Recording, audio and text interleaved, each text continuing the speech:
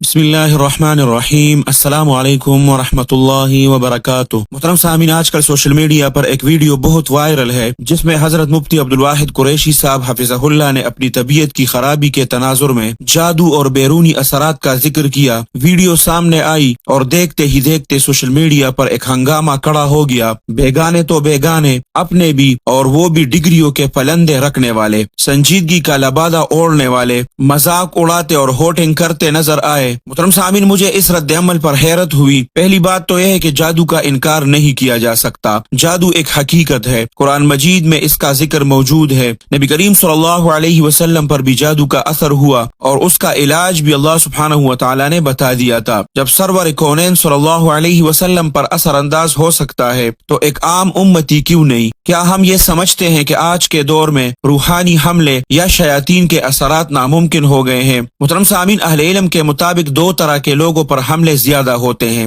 جن کا روحانی حصار کمزور ہو، جو خباثت اور فتنوں کے راستے میں رکاوٹ بن رہے ہو۔ یہ کوئی نئی بات نہیں، علماء کے حلقوں میں اس نوعیت کے واقعات بیان ہوتے رہے ہیں۔ محترم سامعین، جو خود اہل علم بیان کرتے ہیں اور ان کے مجالس میں ہم نے سنا ہے، مفتی ابو لبابہ شاہ منصور صاحب جادو کے موضوع پر تفصیل سے گفتگو کرتے رہے ہیں، خصوصاً بعض عالمی مراکز کا ذکر بھی کیا جاتا رہا ہے۔ ان کے بقول کئی بڑے علماء اس نوعیت کے روحانی حملوں کا شکار ہوئے۔ اسی طرح بعض بزرگوں کے حوالے سے یہ باتیں منقول ہے کہ ایک بزرگ کی بیان کے دوران اچانک زبان بند ہو جاتی تھی، ایک عالم گفتگو کے دوران بات بھول جاتے تھے، کسی کے متعلق کہا گیا کہ ان پر بیرون ملک سے اثرات کیے گئے۔ یہ باتیں میں بطور دعویٰ نہیں بلکہ بطور روایت عرض کر رہا ہوں کہ یہ ماحول پہلے سے موجود ہے، یہ آج کی ایجاد نہیں۔ محترم سامعین، آپ اگر تحقیق کریں تو پائیں گے کہ مولانا یحییٰ عباسی صاحب نے بھی اس نوعیت کی کیفیات کا ذکر کیا ہے۔ اسی طرح مولانا طارق جمیل صاحب کی صحت کے حوالے سے بھی مختلف اوقات میں گفتگو ہوتی رہی ہے۔ کیا یہ سب حضرات نعوذ باللہ غیر سنجیدہ لوگ ہیں،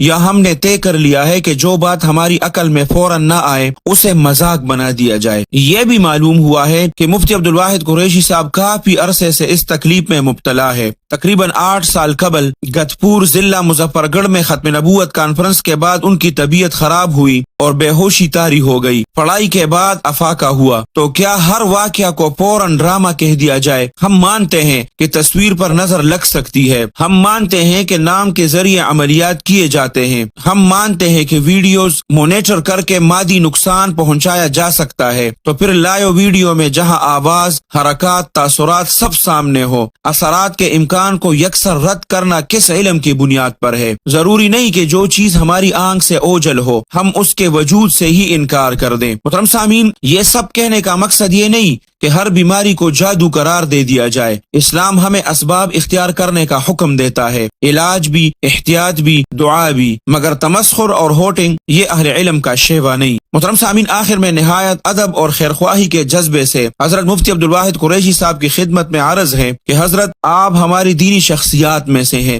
آپ کی ہر بات وزن رکھتی ہے۔ ایسے حساس موضوعات خصوصاً بیرونی ممالک، عالمی مراکز یا خفیہ اثرات کے حوالے سے میڈیا اور لائیو پلیٹ فارمز پر بیان کرنے سے گریز فرمائے، کیونکہ مخالفین کو تمسخر کا موقع ملتا ہے، سنجیدہ لوگ کنفیوژن کا شکار ہو جاتے ہیں اور اصل پیغام دب جاتا ہے۔ اگر کوئی روحانی معاملہ ہو تو اسے نجی مجالس تک محدود رکھنا زیادہ حکمت کے قریب ہے۔ محترم سامعین، نہ اندھی تائید درست ہے، نہ اندھا انکار، اعتدال، تحقیق اور حسن اخلاق یہی راستہ ہے۔ اللہ سبحانہ و تعالی ہمیں انصاف، توازن اور خیرخواہی عطا فرمائے۔ اللہ سبحانہ و تعالی مفتی عبدالواحد قریشی صاحب کی ہر طرح شرور سے حفاظت فرمائے، اور ہمارے جتنے بھی اکابرین ہیں اللہ سبحانہ و تعالی ان کا سایہ ہمارے سروں پر تادیر قائم اور دائم رکھے۔ اللہ سبحانہ و تعالی ہمارے تمام اکابرین کا ہر قسم شرور سے حفاظت فرمائے۔ اللہ سبحانہ و تعالی آپ سب کو اپنے حفظ اور امان میں رکھے، اپنے خصوصی دعاؤں میں یاد رکھے۔ السلام علیکم ورحمۃ اللہ وبرکاتہ۔